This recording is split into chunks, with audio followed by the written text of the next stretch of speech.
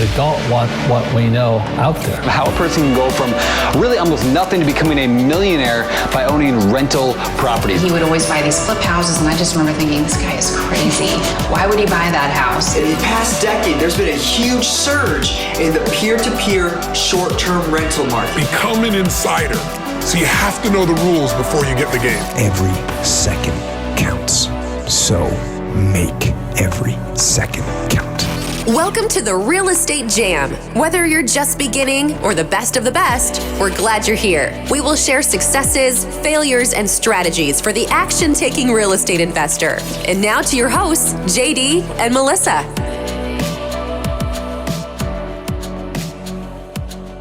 Hi guys, welcome to the Real Estate Jam podcast. I'm JD with my wonderful and talented co-host, Melissa. The one who doesn't speak. She speaks when it's important, and I speak all the time.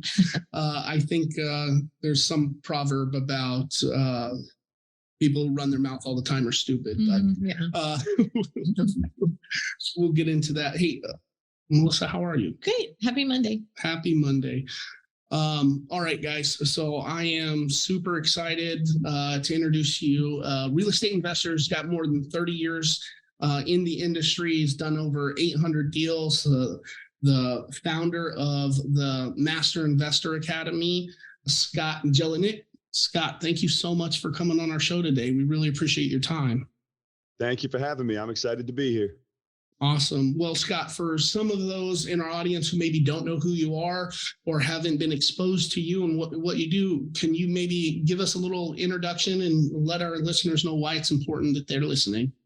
So I'm going to give you a short version so I can get you out of here before midnight. But the reality is I was a landscaper. I mowed lawns. This goes back, I'm old now, but this was 1994 when I bought my very first house. And for anybody who is old enough and remembers, back then there was a thing called, they did away with them in 87 for FHA and 89 for VA, but non-qualifying assumptions, which was pretty much like sub-twos, but with the bank's blessing. And so I bought my first house. It was $5,000 down, $675 a month. And I had no interest in real estate. But then a couple of weeks after I bought that house, a sign comes up on the block that said $2,000 down, take over payments. And I felt like I got ripped off. And, and that's the only reason I even bought a second house, was because I was like, I just paid $5,000. Now there's one for $2,000. And I felt like I got ripped off. So I bought that second house. And then that was the first spark of real estate, because every month I had a tenant in there. They would pay me and I would pay the mortgage. And it kept hitting me that I borrowed this money and they're paying it off. I borrowed it, they're paying it off. And I became obsessed. And this is 1994, and I've been obsessed ever since. Now, I've changed models over the years because, and I don't even know how long you guys have been doing this. I'm presuming a while. I did the conventional model originally, like everyone taught, and pulled out all your equity. They called it debt equity. I pulled out all the money and used it to buy more properties. And I got to about 84 properties prior to 2007.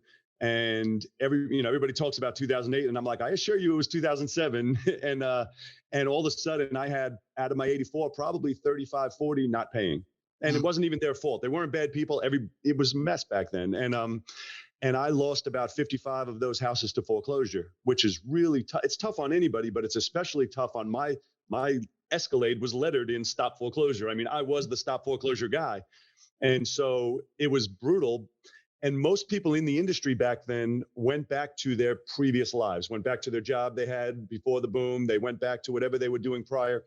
I didn't have anything I can go back to because, I had built up this big lifestyle, and I'd have to get a job as like a surgeon.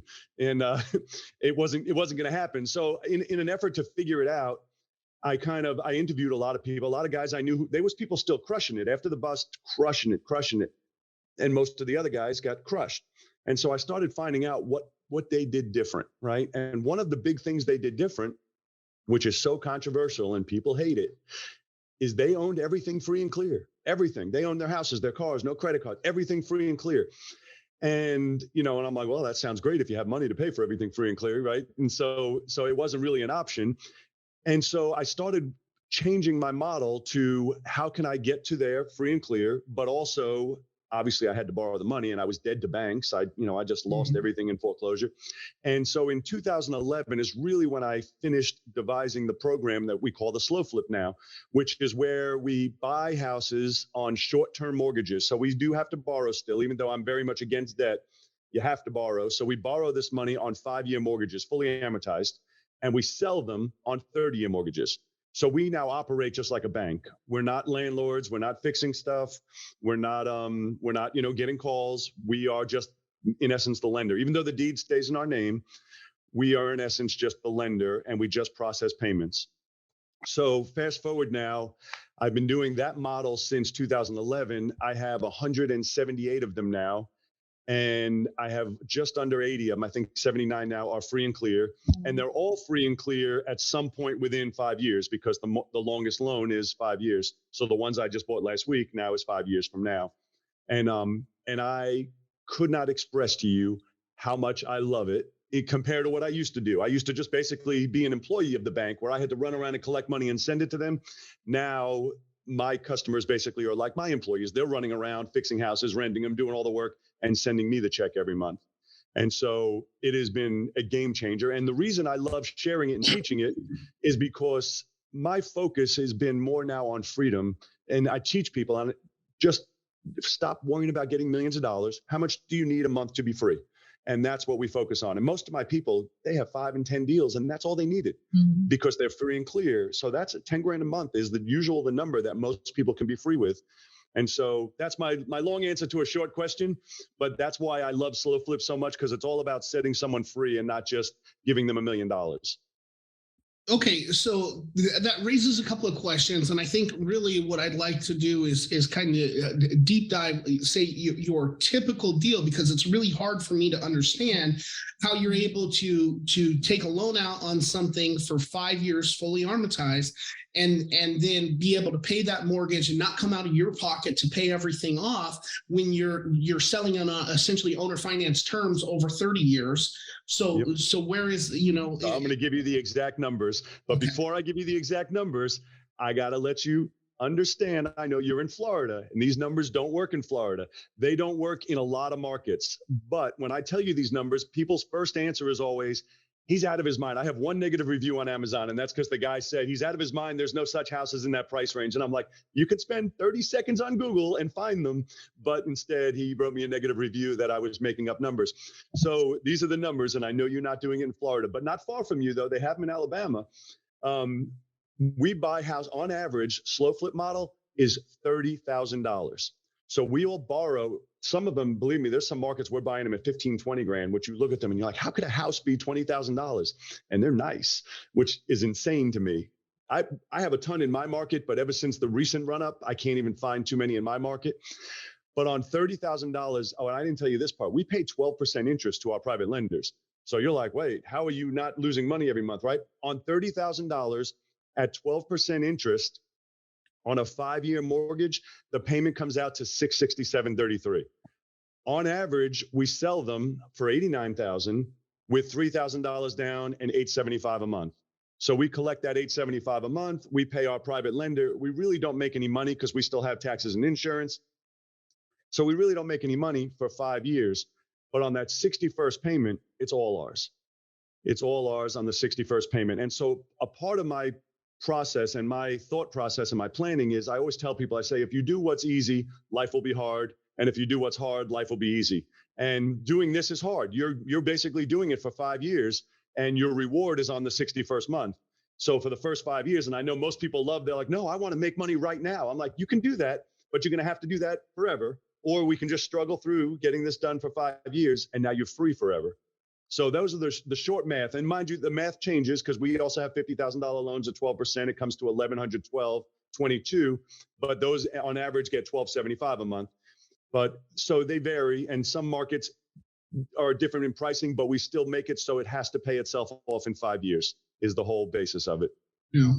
Well, one, in our area in Florida, we definitely, our biggest, easiest to move properties are the ones between 60 and 30,000. The cheapest we've bought a house for was 5,000. Now those need a lot of work, so I'm not sure that makes sense. But it just a standard regular rental property, we can find them for those numbers that So you're you do speaking have of. nice.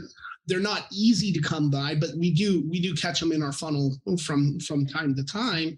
So I am really, really interested managing it for 5 years, but you're just processing payments. So are you worried about the how are you qualifying your buyers and managing the payment processing piece? So we do not qualify our buyers. Their down payment is their qualification. Typically, it's $3,000 to $5,000 down, and I do it strictly. Now, some of the guys in my group do some qualifications. I do it strictly first come, first serve. And the reason I do that is because I don't want to ever have any challenges with somebody saying I discriminated. So there is no qualification for me. It is the first person to put the money down gets it. Now, you mentioned in your area, and they need a lot of work, right? Our number one customer are investors. And they buy them and they rehab them and then they rent them. And they might get $1,200, $1,300 a month and pay us the $875. So a question you didn't ask, but I want to address it because you might be thinking it is, why would somebody pay you $80,000 for a house that you were able to get for $30,000? The reason is, even if they were readily available, like if you said yours are hard to come by, but in some areas they're readily available. The reason is because we sell the financing, the house comes with it. So sometimes people say, well, why would I pay $80,000 for yours if there's one on the same block for $40,000? My answer is, well, I would buy that one. That's a way better deal. And then they say, well, that one I got to pay cash for. I'm like, well, then I would buy mine. And I'm brutally honest with people and I just put it out there. Our deals are sold so fast because people can buy them. They might be able to find another one, but unless you're in the industry or in the business or have that cash, it's not available to them. Sure. Yeah. I mean, that makes a lot of sense. We understand that fits right with our model. It's the same answer to the opposite question is, why would somebody sell you that house for $30,000 if they could do what you're doing and sell it for $80,000? Well, because they either don't have the knowledge, don't have the time, or the motivation to do so.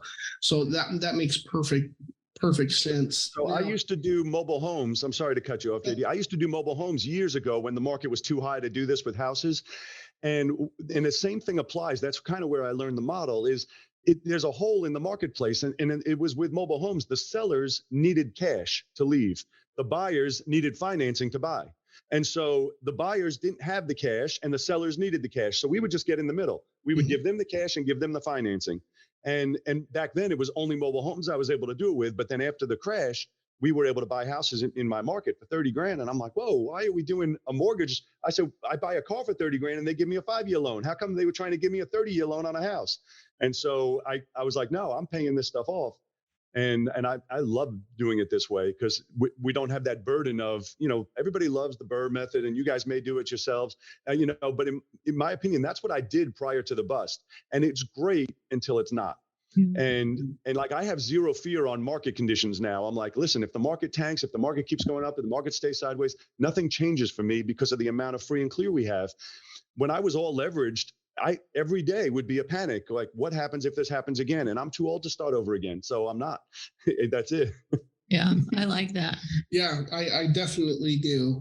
Now, obviously, not every real estate transaction works out perfect, and you've done 800 deals. So I'm sure there's sometimes have you had to foreclose on anybody, or are you doing some sort of lease option where you or quit claim deed back to you on first missed payment? What does that part of the process look like? So it's not, we don't do lease options, and I used to do lease options until I lost in court once, and the judge basically explained to me, and I hear people teaching lease options all the time, and I want to scream at the screen because I'm like, that is not true. And so most people teach, and I believed it, like with lease options, you can make your buyer responsible for all repairs, right? And I did it. And in my contracts, it had the buyer responsible for everything.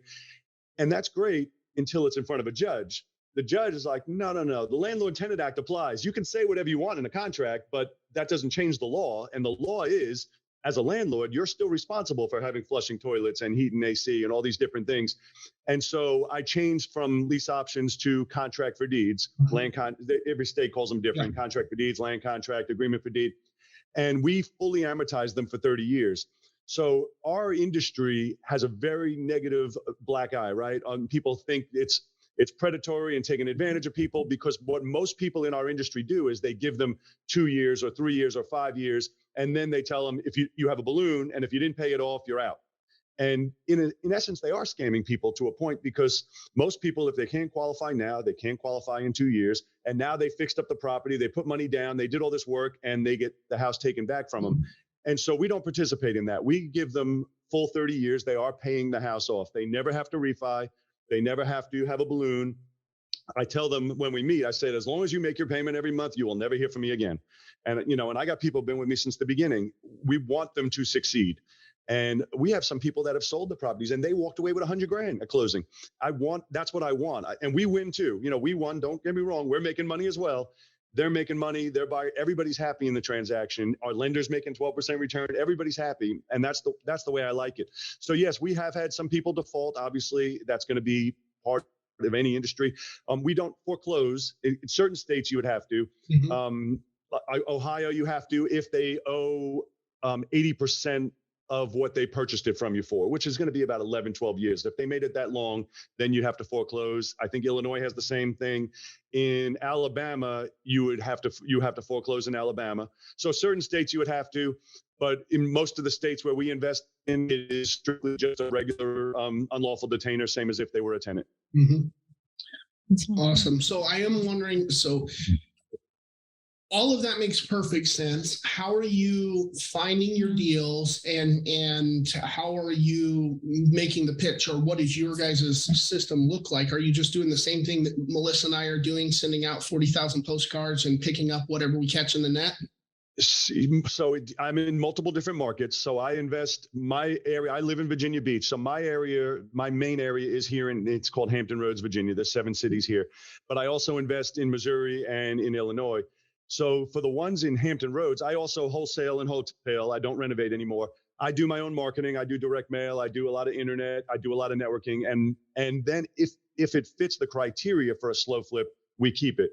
I do wholesale a lot. And so I will wholesale the ones that come in and fit the wholesale criteria. For the Midwest markets, it's a whole different ballgame. They're just readily available. Like, you don't have to market. You go on these real estate groups on Facebook, the investor groups. You can go on Zillow, on the MLS. They're readily available. I think I have 47 this year I bought out there, and I primarily got them all through a property manager who's managing them for other out-of-state investors. They don't make much money as a rental. As a rental, they're like the worst properties you can have. And so when they get these people want to get rid of them 10 or 20 at a time, then he calls and I'll buy them as a package. But again, they don't really make any money until I can convert them to slow flips. As a regular rental, they're not very good.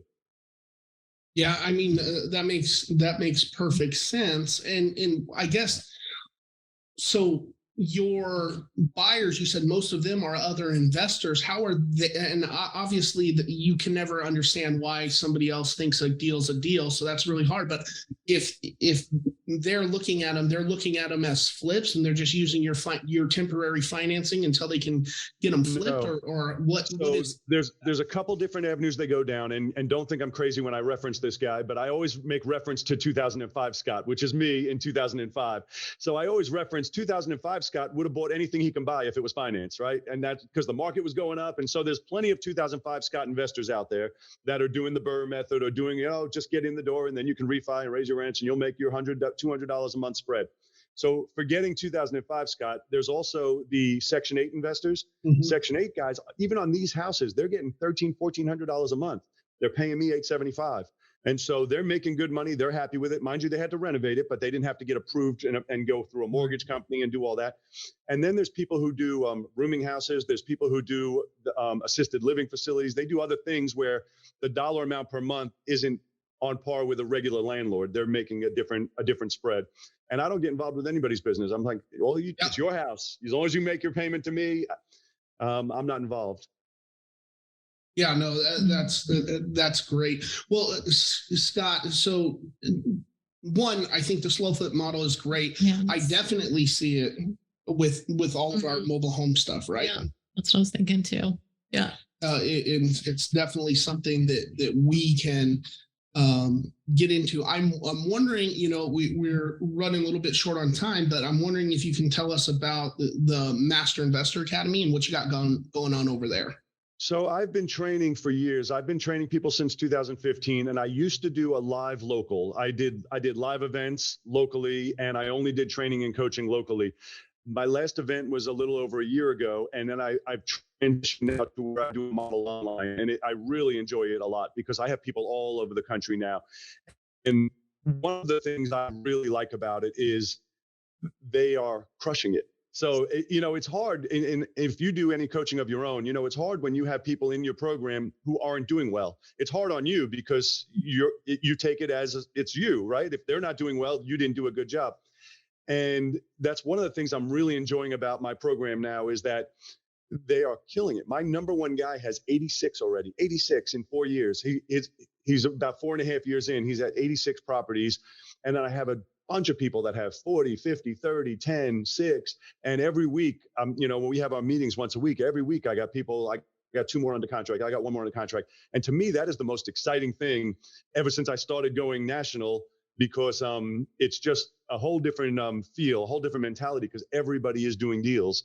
And so I love it. I love, and again, I think I might have told you this prior, a big part of what I train and what I teach isn't about being rich. It's about being free. And so I have people that, only 5 houses. That the whole goal was freedom, and they like, we can do this with 5 houses. I can literally stay home, never have to leave my house again, never have to go to work with just 5 houses. I'm like, we can do this so quickly when people have smaller amounts. And then there's people that want to have, a yacht, and I'm like, that's going to take a little bit longer.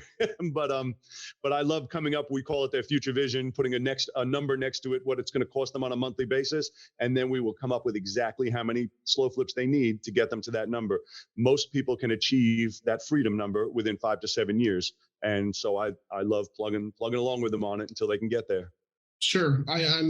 That's amazing.